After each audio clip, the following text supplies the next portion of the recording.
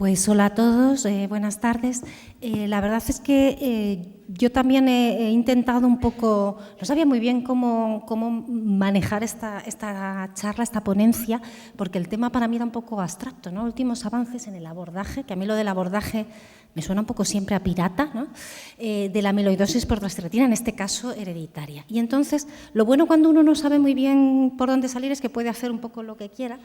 Y la verdad es que eso es lo que he hecho, con lo cual esta es lo primero que digo y mi primera disculpa, porque un poco he contado las cosas que yo creo que siendo relativamente nuevas son más interesantes. Y yo sí que voy a hablar un pelín de tratamientos, aunque los intentaré pasar más rápido, sobre todo los que son comunes, porque es verdad que ahora, hago un poco esta broma, la forma hereditaria y la forma no hereditaria o senil pues son como hermanas mellizas, y es verdad que van un poco de la mano, a veces va una un poquito más adelante y luego va la otra más adelante y van ahí un poco en esta pequeña competencia. Bueno, estas son las generalidades que en realidad sí que quería detenerme en ellas, porque es verdad que esto lo damos como muy por hecho, pero a veces algo que para nosotros es fácil de entender, pues puede no serlo tanto.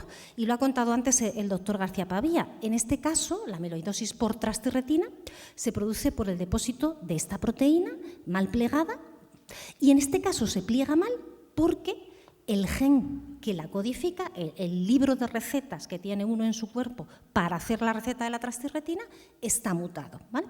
Entonces, esto hace que esta sea una enfermedad hereditaria. Aquí, esta enfermedad se conoce muy bien lo que nosotros llamamos la etiopatogenia, que es decir, cómo se produce la enfermedad, y en este caso sabemos que sí que es hereditaria. Y la otra cosa que solemos decir así como muy de carrerilla es que es autosómica dominante. ¿Qué quiere decir eso? Eso quiere decir que basta con llevarlo en una de las dos copias que tenemos de cada gen, basta con que uno esté mutado para poder desarrollar la enfermedad. Y quiere decir otra cosa que es muy importante, que también quería hablar de esto porque lo discutimos a veces en las consultas, ¿no? O deberíamos discutirlo siempre, que es que cada vez que uno se queda embarazado, el riesgo, si no hace nada especial, si no hace ninguno de los nuevos tratamientos que se pueden hacer, el riesgo de pasar esta enfermedad cada vez es de un 50%, es decir, cada vez es tirar la moneda al aire y puede ser que se pase o puede ser que no se pase, ¿vale? Y la verdad es que, aunque el gen es bastante pequeñito, hay muchas mutaciones en este gen, que es un gen pequeñito. Más de 100, va dependiendo de los artículos, 145, 150, van subiendo progresivamente. La más frecuente en todo el mundo es la Val30met, Val50met. Es también la más frecuente en España. Y esta además es endémica en algunas áreas. Hay otras mutaciones endémicas, pero bueno, esta es la que es endémica además en España. Habrá aquí gente de Mallorca o de Valverde del Camino, en estos dos son los pocos que tenemos en España, pero también es endémica en otros países, como en Suecia, en Portugal, en Japón. Vale. Pues estas mutaciones tienen otra curiosidad más, de la que luego voy a hablar más adelante, que también quería explicar, porque es una cosa que en las consultas pasamos un poquito de prisa, que es que son de penetrancia incompleta. ¿Qué quiere decir esto? Que es como un palabra. Pues esto quiere decir que uno, cuando tiene la mutación, cuando ya han demostrado que realmente tiene la mutación, puede o no desarrollar la enfermedad, ¿vale? Hombre, si uno viviera lo suficiente, si uno viviera 500 años, pues probablemente la desarrollaría siempre. La penetrancia es incompleta porque uno no vive no vive eternamente, ¿vale? Lo que quiere decir esto en el fondo es que el riesgo de padecer la enfermedad varía dependiendo de la mutación, pero no solo. Luego les voy a enseñar cómo hay otros factores que también modifican el riesgo de padecer la enfermedad cuando uno ya lleva la mutación. Y esta es una de las cosas que también es muy interesante y que se intenta estudiar, porque probablemente sea una forma de poder modificar la enfermedad. De esos estudios no voy a hablar mucho, pero sí quería enseñar esto, ¿no? Que es justo sobre la penetrancia incompleta. Estos son estudios que se han publicado el año pasado, en el 2023. La verdad es que la diapo no se ve muy bien, se ve un pelín borrosa, He puesto en más grande el estudio que corresponde al grupo de pacientes de Mallorca, ¿vale? Entonces, lo que se va viendo es como el riesgo de padecer la enfermedad, ¿vale? El porcentaje de pacientes que padecen la enfermedad a las diferentes edades. Y abajo hay una tabla que a lo mejor hasta nos puede ayudar más, ¿no? Lo que vamos a ver es que en realidad la población, las personas de Valverde de Mallorca, perdón, también las de Valverde, por cierto, que desarrollan la enfermedad, lo hacen relativamente tarde comparado con, por ejemplo, Portugal, ¿vale? Que suelen empezar, luego os lo voy a enseñar, alrededor de los 40 años, ¿vale? Y al otro lado es un artículo en el que participó también el grupo de Mallorca, pero ya aquí se cogen pacientes de Mallorca, se cogen pacientes de Portugal, se cogen pacientes franceses y se cogen pacientes suecos. Esa gráfica es todos ellos con la misma mutación, ¿vale? Todos con la Val50Met. Y como veis, el riesgo de desarrollar la enfermedad es muy diferente dependiendo de dónde esté uno. Esto también es una cosa muy curiosa. No sabemos si es algo que tiene que ver con modificadores genéticos, en algunos casos sí se sabe, o son modificadores de otro tipo, ¿no? Porque si uno tiene esta mutación y viene de Suecia, va a desarrollar la enfermedad mucho más tarde, y a lo mejor no llega a desarrollarla, que si está en Portugal, ¿vale? Y esto es muy curioso porque los azulitos son pacientes franceses que en la mayoría de los casos tenían ancestros portugueses. No sé si alguno de ustedes ha vivido en Francia, pero allí todos los gallegos, ellos los consideran portugueses porque tienen una gran población de emigrantes portugueses. Entonces, muchos de estos pacientes realmente tienen ancestros portugueses y, sin embargo, se comporta de forma diferente, ¿vale? Y esto para nosotros es muy interesante, es una cosa que nos hace darle muchas vueltas a la enfermedad y a la vez es bastante difícil a la hora de explicarles cuando vienen a nuestra consulta como portadores y nos preguntan ¿y cuál es el riesgo de que yo tenga la enfermedad? ¿Y en qué momento debo empezar a hacer los estudios? Pues la verdad es que todavía necesitamos más datos. Esta es una de las cosas en las que necesitamos mejorar y yo confío en que la colaboración de los diferentes centros por un lado y la inteligencia artificial por otro nos ayude, porque hoy por hoy en una mutación como esta es muy difícil dar esa respuesta, ¿no? Es decir, ¿en qué momento hay que hacerse más estudios? ¿En qué momento tengo más riesgo de padecer la enfermedad? Aunque vamos cada vez teniendo más datos. Y esto, que se ve todavía menos, lo que va a hacer es no solo comparar la Val50Met, sino otras mutaciones, ¿vale?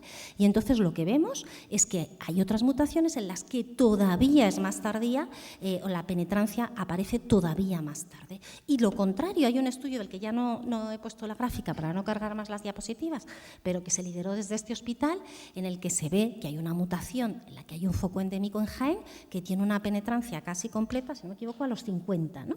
Es decir, relativamente pronto una penetrancia prácticamente completa, que estaría por delante de la de Portugal en tiempo, ¿vale?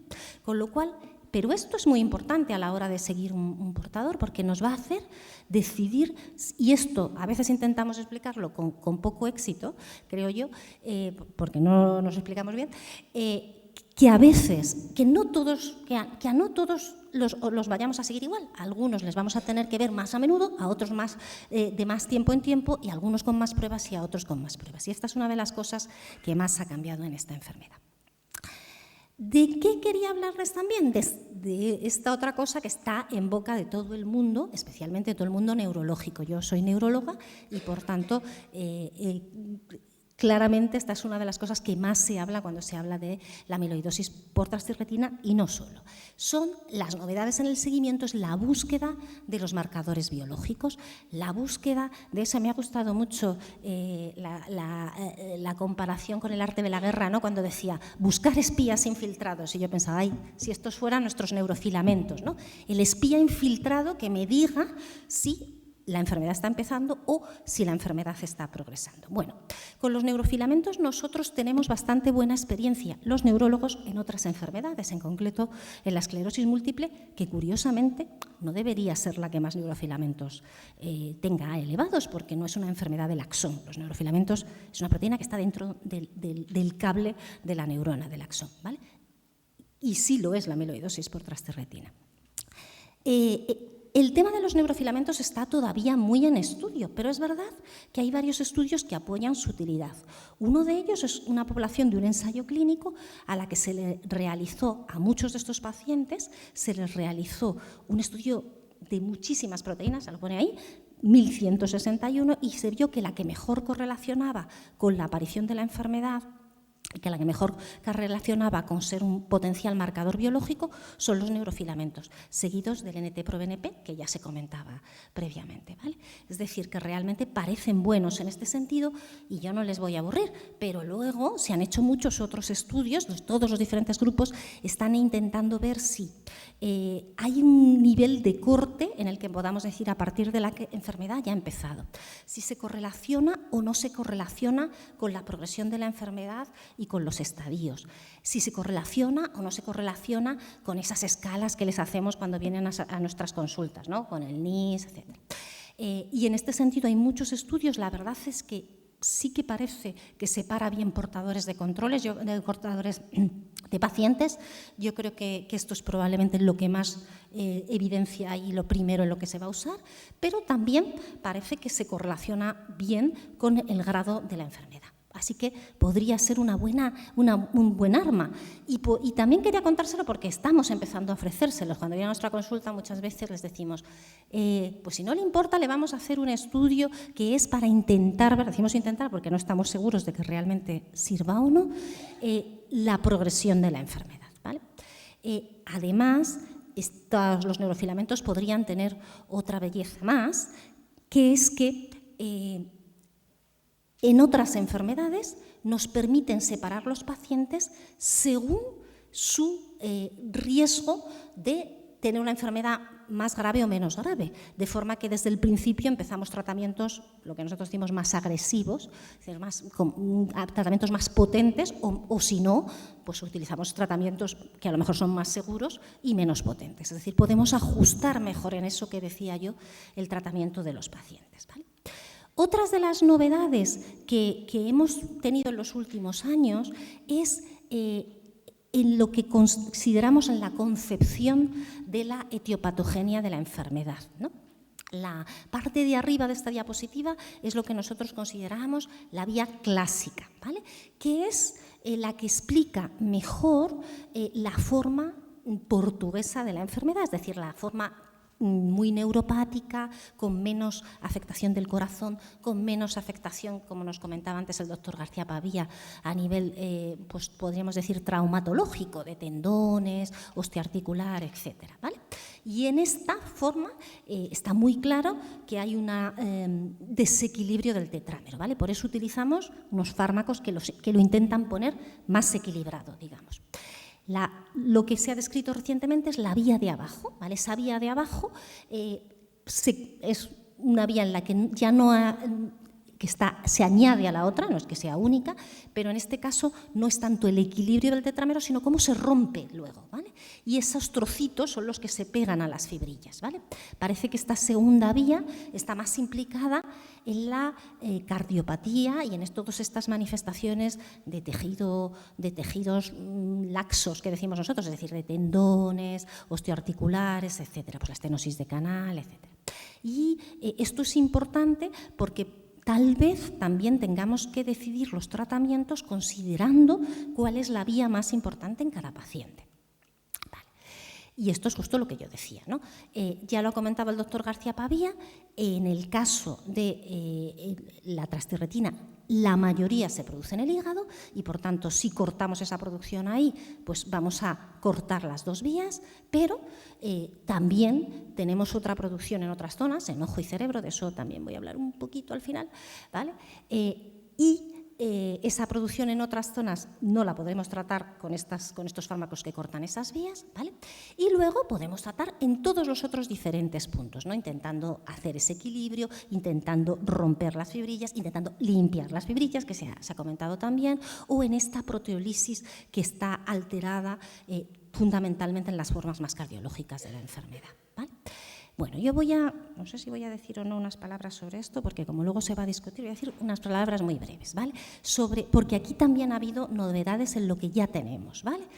Realmente nosotros, de esto se va a hablar luego, para la forma hereditaria de la amiloidosis por transtirretina tenemos fármacos estabilizadores para todas sus formas, cardiopatía solo, forma mixta o polineuropatía. Tenemos el tafamidis a dosis diferentes y luego tenemos los silenciadores cuando hay solo neuropatía, patisiran, inotersen o vutrisiran, y en el caso de patisiran y vutrisiran probablemente se podrían considerar también en las formas mixtas. Probablemente esto yo creo que se discutirá un poquito más adelante, ¿vale?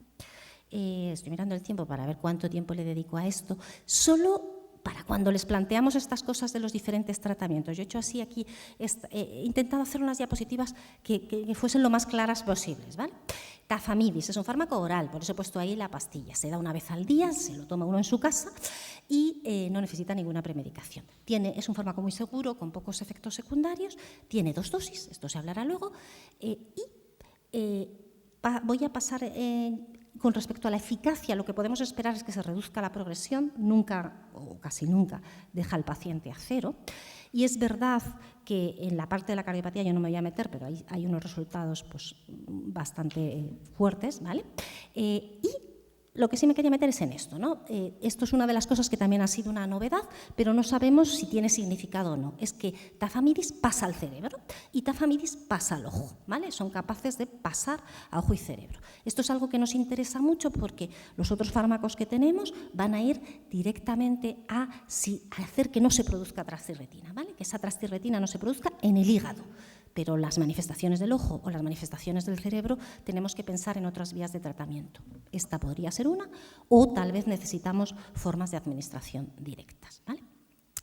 Bueno, luego tenemos los silenciadores del RNA mensajero, que tenemos 2 grandes tipos, los oligonucleótidos antisentido y los pequeños RNAs de interferencia, ¿vale? Estos, se ha movido un poquito la diapositiva, son los 2 que tuvimos al principio, inotersen y patisiran. Inotersen es el oligonucleótido antisentido, patisiran es el pequeño RNA de interferencia. Los 2 tienen ensayos positivos, aunque es verdad que tienen resultados un poquito diferentes, ¿vale? Patisiran sí que consigue estabilizar la enfermedad, incluso mejorar en algunos pacientes. En la mayoría de los pacientes, de hecho. Inotersen lo que hace es reducir la progresión de la enfermedad, pero los 2 tienen efectos positivos. Además, patisiran, pues está la gráfica de abajo, tiene efectos positivos sobre la disautonomía. De nuevo, les pongo aquí la gráfica, está así más sencillita. Inotersen es subcutáneo, es semanal, se administra en el domicilio. En todos los fármacos que sean de este tipo siempre hay que tomar vitamina A. Si no se los decimos, pregúntenoslo, es obligatorio. Es obligatorio tenerla normal antes, o sea, hay que reponerla antes y luego después la van a tener que tomar siempre porque ya no, los valores en sangre no son fiables, ¿vale? Y el problema de inotersen es que es un fármaco que produce efectos secundarios de plaquetopenia e insuficiencia renal y que entonces, por este motivo, es obligatorio hacerse analíticas, ¿vale? Al menos cada 2 semanas, dependiendo del valor pueden ser más frecuentes. Y patisiran, aquí de nuevo pongo yo el dibujito, este es intravenoso, es en el hospital, es cada 3 semanas, necesita premedicación y también vitamina A, pero no necesita monitorización, ¿vale? Y como les enseñaba en las fotos, sí que en este caso parece que hay estabilización, mejoría de la enfermedad o estabilización, mejoría de la disautonomía. Y las novedades aquí, que voy a hablar muy rapidito porque ya si no me paso de tiempo, son en el transporte, ¿vale? Lo que nos ha cambiado ahora es que vamos a tener nuevos transportadores que hacen que se pueda, yo le ponía aquí este dibujo, ¿no? Es decir, el patisiran antiguo llevaba como muchas moléculas y era como un gran barco, que así lo es una gran partícula, que crea muchos anticuerpos, ¿vale? Y por tanto no necesita la premedicación, ¿vale? El otro es un fármaco más eficaz que podemos darlo con menos frecuencia y que no necesita premedicación. GalNAc, ¿vale? El vutrisiran, que es el otro que tenemos aprobado, ¿vale? Voy luego a hablar muy rapidito un poquito de Plotenser, que también utiliza un GalNAc. Por tanto, esta nueva tecnología que permite dar los fármacos con menos frecuencia y con menos efectos secundarios, ¿vale? Simplemente comentar muy rápido que a nivel de eficacia, vutrisiran, que se ha probado muy recientemente, como también se ha comentado en la primera mesa, muestra una eficacia muy similar a la de patisiran, ¿vale? El efecto biológico es superponible, ¿vale? con respecto a sus variables principales, las cosas que nosotros medimos, pues igual, aquí lo pueden ver, ¿vale? Y con respecto a las diferentes partes de la neurología, pues también fundamentalmente a nivel de la disautonomía y de la función motora, ¿vale? Y también a otros niveles, el peso, etcétera. Es decir, es muy vutrisiran a nivel de eficacia, y estas gráficas lo van a mostrar, es muy parecida a patisiran. Lo que es diferente entre vutrisiran, voy a pasar ahora así rápido, es que ahora sí, es una administración subcutánea, es una frecuencia cada 3 meses. ¿Dónde? Pues he puesto ahí la muñequita porque lo que dice ficha técnica es que es supervisada por personal sanitario, pero no necesitaría en principio ser en hospital, aunque nosotros lo hacemos en hospital de momento, ¿vale? No necesita premedicación y la vitamina A, como siempre, es necesaria, ¿vale? A nivel de efecto, muy parecido, ¿vale? Siempre que hablo de esto a pacientes, se me pregunta sobre los pacientes trasplantados y entiendo por qué, ¿no? Porque es verdad que, aunque cada vez vamos trasplantando menos, los pacientes trasplantados pueden desarrollar la enfermedad.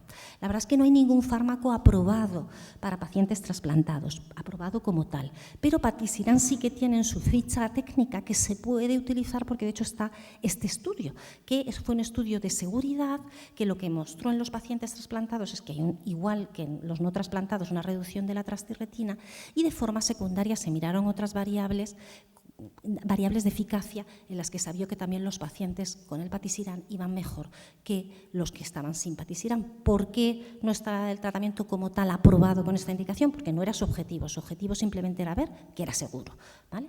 Pero es verdad que se puede usar en algunos casos y en algunos centros. Siempre hay que discutirlo, desgraciadamente, paso a paso. De lo que probablemente tendremos en el futuro, pues voy simplemente, de esto no voy a hablar porque es todo cardiopatía y se va a contar luego, voy solo a dar unas palabritas de eplontersen. Eplontersen es el oligonucleótido antisentido, suena como inotersen, pero no es exactamente igual, que lleva este transportador nuevo, ¿vale? Que lo hace que lo podamos utilizar con menor frecuencia, en este caso una vez al mes, y que los efectos secundarios sean menores, ¿vale? El ensayo clínico ya está publicado y es positivo.